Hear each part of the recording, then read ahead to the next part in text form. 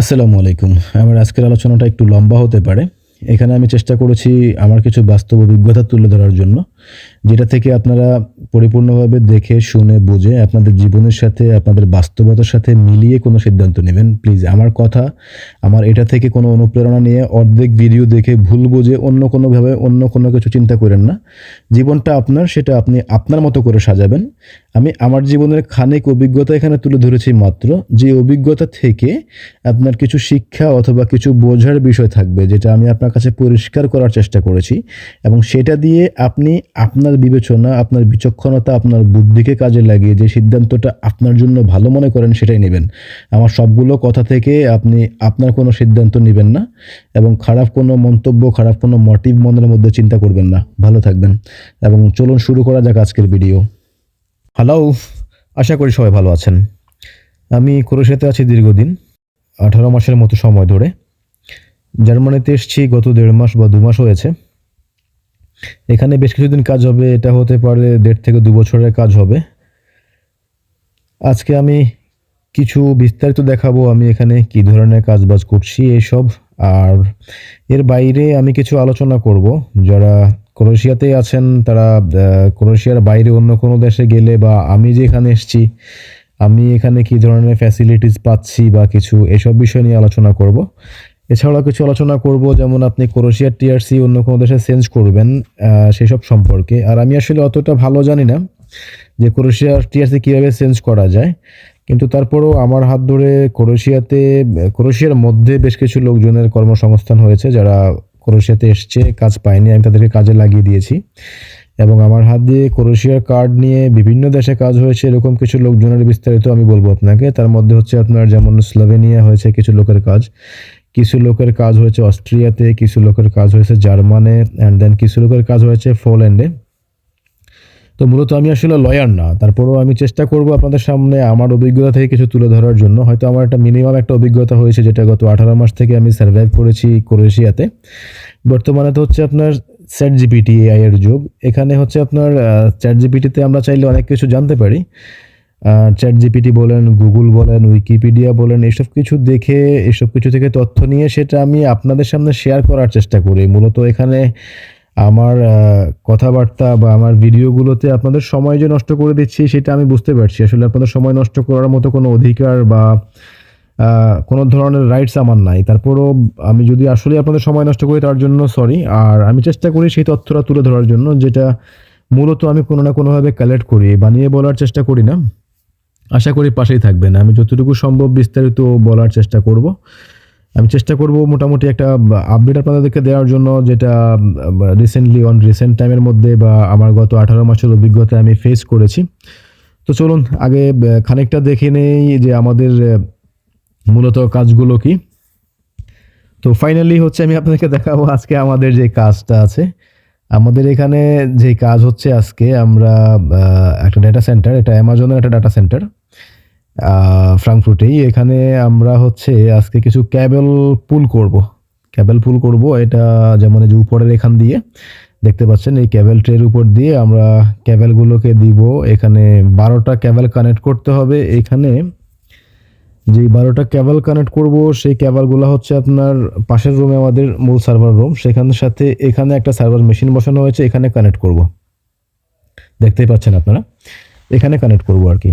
তো মূলত আমরা জাস্ট কেবলটা পুল করব। কানেক্টরের কাজ মনে হচ্ছে ইংল্যান্ডের একটা টিম আছে আমাদের, তারা করবে, অথবা মেইন হচ্ছে আমাদের যে কোম্পানি, আমাদের কোম্পানির মেইন যারা ডিবিআর বা হচ্ছে আপনার সার্ভারের সাথে ডিরেক্ট কানেক্টিং করে ওরা হয়তো টেস্টিং করবে। তার আগে আমরা হয়তো RJ45 থেকে শুরু করে যাবতীয় ক্যাবলিংগুলো আমরা করে দিব। তো আজকে আমাদের মূল কাজটা হচ্ছে এখানে 12টা ক্যাবলকে পুলিং করা। তো এক্ষেত্রে আমরা এইটা ইউজ করতে পারি। আমরা এটা ইউজ করি হচ্ছে আপনার যেমন আপ ডাউনের জন্য স্টেয়ার কেস, মানে সিঁড়ির বদলে এটা চাইলে উপরে ওঠানো যায়, দেন চাইলে হচ্ছে নিচে নামানো যায়।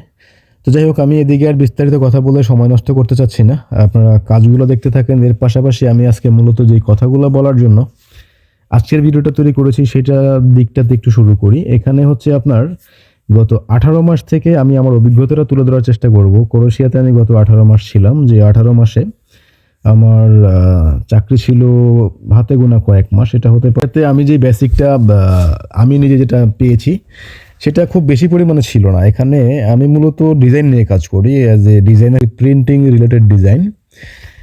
তো এটা থেকে আমার একটা মোটামুটি একটা অভিজ্ঞতা আছে, যেটা আমি মনে করি আলহামদুলিল্লাহ। গ্রাফিক ডিজাইন সেক্টরে আমি বেশ কিছু কাজই করি, একেবারে লেজার থেকে শুরু করে নিয়ন সাইন থেকে শুরু করে অনেকগুলা কাজই করেছি।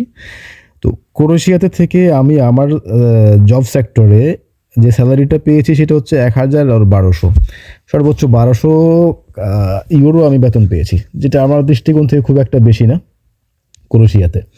অ্যান্ড দেন আমি জার্মানি এসেছিলাম, হচ্ছে জার্মানি আমার কিছু লোকজন কাজ করে বেশ কয়েকটা প্রজেক্টে, তিনটে প্রজেক্টে হবে। স্লোভেনিয়াতে একটা প্রজেক্টে কিছু লোক কাজ করে, অস্ট্রিয়াতে একটা প্রজেক্টে কিছু লোক কাজ করে, পোল্যান্ডে কয়েকটা জায়গায় আমি বেশ কিছু লোকজন দিয়েছি। টুকটাক করে আছে, কেউ ভালো আছে, কেউ খারাপ আছে, ভালো খারাপ মিলিয়ে চলে। তারপরে একেবারে খুব বেধড়ক খারাপ অবস্থায় কেউ আছে এরকম মনে হয় না। সাময়িকভাবে সবাই কিছু সমস্যা থাকবে, কিছু সমাধান থাকবে, এভাবেই চলে। যারা একান্তই কাজ ছিল না, চলতে পারছিল না, তাদেরকে আমি চেষ্টা করেছিলাম সাপোর্ট দেওয়ার জন্য, যেটা আমাকে দিয়ে হয়েছে। তো দেখুন এখানে কেবলগুলো আসলে মাপ মতো কাটা হচ্ছে বা সামথিং এলস, এগুলো আমরা পুল করব। তো যাক, মূল গল্পে আবার চলে আসি। সেখানে হচ্ছে আপনার ক্রোয়েশিয়াতে আমার গত 18 মাসে যে টাকা বেতন এসছে, আমি হিসেব করে দেখলাম, আমি যদি জার্মানে কাজ করি, আমি গত 1.5 মাস কাজ করেছি, 1 মাসের বেতন চলে আসছে, আরও 1 মাসের বেতন হয়তো কয়েকদিনের মধ্যে পেয়ে যাব। তো দুটা মিলাই আমি গত 2 মাস, এই চলতি 2 মাসে জার্মানে যে টাকা স্যালারি হিসেবে আমি ইনকাম করেছি, এটা ক্রোয়েশিয়াতে গত আমার 1.5 বছর মানে 18 মাসের স্যালারির কাছাকাছি হয়ে গেছে। কারণ 18 মাসের মধ্যে আমি কাজ করেছি মাত্র 6 মাস, মানে 6 মাসের বেতন পেয়েছি। দ্যাট মিনস অফ আমি এখানে জার্মানে 1 মাসে যা ইনকাম করতে পারছি বেতন হিসেবে, সেটা ক্রোয়েশিয়াতে 3 মাসেও সম্ভব নয়, বা 3 মাসে সেটা সম্ভব, বাট সব খরচ বাদ দিয়ে এখানে 1 মাসে যা পাচ্ছি ওটা হিসেব করলে 3 মাসের সমান হয়ে যাচ্ছে। তো যারা ক্রোয়েশিয়াতে আছেন, আমি বলছি না যে ক্রোয়েশিয়াতে আপনারা আছেন খারাপ থাকেন বা খারাপ আছেন, আমি এটা বলছি না। আপনারা সবাই ভালো আছেন, আরও ভালো থাকার জন্য দোয়া থাকবে আপনাদের প্রতি। যারা নতুন করেও ক্রোয়েশিয়াতে আসবেন তাদের জন্য শুভকামনা থাকবে। কাউকে পালিয়ে যাওয়ার জন্য আমি প্রলুব্ধ করতে বলছি না। তো এক্স্যাক্টলি হচ্ছে আপনার যদি ভালোভাবে বেটারলি চলা যায় বা বেটারলি চলার চিন্তা করা যায়, তাহলে আমার মনে হচ্ছে ক্রোয়েশিয়াতে আমাকে যা দিয়েছে, আমি আমার কথা বলছি, আপনারা আমার কথার উপর ডিপেন্ড করে কেউ কারো ডিসিশন নেবেন না প্লিজ। প্রত্যেকের ভালো মন্দ বোঝেন, আপনারা আপনাদের ভালো মন্দের উপর বিবেচনা করে আপনাদের জীবনের সিদ্ধান্ত নেবেন। তা আমার সাথে যেটা হয়েছে সেটা হচ্ছে এই, 18 মাস আমি ক্রোয়েশিয়া ছিলাম, বা আমার দেখা যারা 3 বছর, 3.5 বছর, 4 বছর ক্রোয়েশিয়াতে আছে, এরকম লোকজনেরও আমি পার্মানেন্সি পাই নাই। কেউ ওখানে পার্মানেন্ট রেসিডেন্ট পেয়েছে এরকম আমার জানাশোনা 2-3 জন হবে, এর বেশি না। তার মধ্যে 2-3 জন বা 5 জনের মতো হবে যারা ক্রোয়েশিয়ান পার্মানেন্সি পেয়েছে। দ্যাট মিনস অফ আপনি ক্রোয়েশিয়াতে লং টাইম থাকার পরও পার্মানেন্ট হওয়ার কোনো নিশ্চয়তাই থাকবে না। অ্যান্ড দেন অলসো আপনার হচ্ছে ক্রোয়েশিয়াতে যে স্যালারি বা বেতন স্কেল, সেটাও খুব বেশি পরিমাণে না। অনেকে আছেন হয়তো ক্রোয়েশিয়াতে লোকজন ঢোকানো যায়, লোকজন চলে আসা যায়, সেক্ষেত্রে আপনারা ক্রোয়েশিয়াতে লোকজন নিয়ে আসলে কিছু একটা আর্ন করতে পারবেন, কারণ প্রত্যেকের পরিচিত জনরা তার পরিচিত জনকেই নক করে বা যোগাযোগ করার চেষ্টা করে ইউরোপে ঢোকার জন্য, ক্রোয়েশিয়া ঢোকার জন্য। তো সেক্ষেত্রে একটা সাপোর্ট যারা প্রত্যাশা করে আছেন, আমার মনে হয় সেটাও এখন বর্তমানে খুব বেশি একটা ভালো না। তো আমার সাজেস্ট থাকবে হচ্ছে, আপনার যদি আপনাদের কোনো অপরচুনিটি থাকে ভিন্ন কোনো দেশে, সেটা জার্মান হতে পারে, পোল্যান্ড হতে পারে, স্লোভেনিয়া হতে পারে, অস্ট্রিয়া হতে পারে, যে কোনো দেশে যদি আপনাদের ভালো স্যালারিতে ভালো বেতনে অন্য কোনো দেশে কাজ করার অপরচুনিটি থাকে এবং মোটামুটিভাবে মনে করেন যে পেপার বানিয়ে দিবে তারা, এরকম হয়, তাহলে আমার মনে হয় অন্য দেশে মুভ করাটা বেটার। অ্যান্ড দেন অলসো ক্রোয়েশিয়ার টিআরসি দিয়ে আপনি চাইলে অন্য জার্মানির মতো দেশে, অস্ট্রেলিয়ার মতো দেশে আপনি চাইলে কাজ করতে পারবেন। এখানে যদি আপনি ভয় করেন যে আপনাকে ধরলে দেশে পাঠিয়ে দিবে, এটা হবে সেটা হবে, তাহলে আপনি ভয় নিয়েই পড়ে থাকেন, আপনার অতিরিক্ত আর্ন করা দরকার নাই। আপনি যদি মনে করেন যে না, আপনি ভালো আর্ন করতে হবে, আপনার প্রত্যেকটা জীবন ভাই, জীবনের যে কোনো জায়গাটাই যুদ্ধেরই জায়গা। এখানে আপনি বসে থাকবেন, বসে থাকলে টাকা চলে আসবে, এরকম কোনো অপরচুনিটি কিন্তু পৃথিবীতে বা জীবন চলার পথে নাই। কর্মজীবন যেদিন থেকে শুরু করেছেন সেদিন থেকে আপনার যুদ্ধ শুরু। সেটা কারো স্থিরভাবে হয়, কারো অস্থিরভাবে হয়, বাট আমাদের প্রতিনিয়ত সংগ্রাম করতে হয়, কাজ করতে হয়, সেটা দিয়ে আর্ন করতে হয়, ফ্যামিলি চালাইতে হয়, নিজে চলতে হয়। সেদিক থেকে কেউ এক একজন এক এক ধরনের বিবেচনা করে, এক একভাবে বেঁচে থাকে। আমার যা মনে হচ্ছে, যদি আপনারা কেউ চান যে ক্রোয়েশিয়ার টিআরসি আছে, আপনি ভ্যালিড আছেন, ক্রোয়েশিয়া থেকে আপনি অন্য কোনো দেশে ভালো স্যালারিতে যদি জব করার সুযোগ পান, চলে যান। ওইখানে থেকে আপনি ক্রোয়েশিয়া টিআরসি রাখেন, সমস্যা নাই, এখানে পুলিশ ধরলে ম্যানেজ করার মতো অনেকগুলো ওয়ে আছে। আমার দেখা অনেকেই কাজ করছে 2 বছর 3 বছর ভিন্ন ভিন্ন দেশে। ক্রোয়েশিয়ার টিআরসি তাদের আজও ভ্যালিড, ক্রোয়েশিয়াতে তারা ট্যাক্স পে করে, ক্রোয়েশিয়ার টিআরসি ইউজ করে সে অন্য দেশে কাজ করে, ভালো আর্নিং করে। এটা খুব বেশি খারাপ না আসলে, জীবনে এটা রিস্কিও হতে পারে, বাট অতটা রিস্ক না যতটা আমরা চিন্তা করি। যে যেভাবে পারেন, যদি আপনাদের কোনো ওয়ে থাকে ভালো কোনো আর্নিং করার জন্য, ভালো কোনো কাজের স্কিল আপনাদের থাকে, অন্য কোনো দেশে আপনারা ট্রাই করতে পারেন ক্রোয়েশিয়ার টিআরসি দিয়ে। দেন অন্য দেশে কাগজ বানানোর জন্য যেটা হতে পারে, স্থায়িত্বের জন্য আসলে ইউরোপে আমি ভালো তেমন কোনো সলিউশন পাইনি। যেটা আমি পেয়েছি হচ্ছে পোল্যান্ডে মনে হচ্ছে আপনার ক্রোয়েশিয়ার টিআরসি কার্ডটার এক্সচেঞ্জ করা বা পরিবর্তন করার একটা সুযোগ দেয়। স্লোভাকিয়াতে একটা সুযোগ হতে পারে। এই দুইটা দেশে আপনারা চাইলে ট্রাই করতে পারেন। আগে তো পর্তুগাল খোলা ছিল, এখন তো পর্তুগাল খোলা নাই।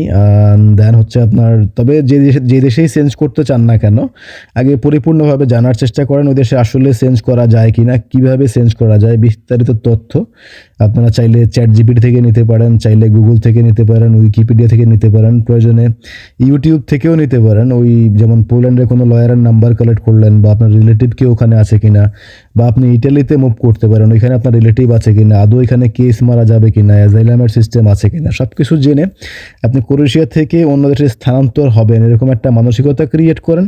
তবে ইলিগাল হওয়ার কোনো সাজেস্ট আমি করবো না। আমি বলছি না যে সবাই চলে আসেন ভাই, যে যেখানে আছেন, ভালো থাকতে থাকেন। কিন্তু আপনার ক্রোয়েশিয়া যদি আপনি পার্মানেন্ট না হতে পারেন, পার্মানেন্টের জন্য আপনি কোনো একটা দেশকে স্থির করেন, যদি প্রয়োজন হয় ওই দেশে মুভ করেন, যদি প্রয়োজন না হয় আপনি ক্রোয়েশিয়া থেকে ট্যাক্স চালিয়ে ওই দেশে স্থায়ী হওয়ার একটা ব্যবস্থা করেন। আর যদি মনে করেন ক্রোয়েশিয়াতে আপনি ঠিক নাই, সমস্যায় আছেন, তাহলে যে দেশে একটা ভালো স্যালারি পাবেন ওই একটা দেশে গিয়ে 2 বছর 5 বছর 3 বছর কষ্ট করেন।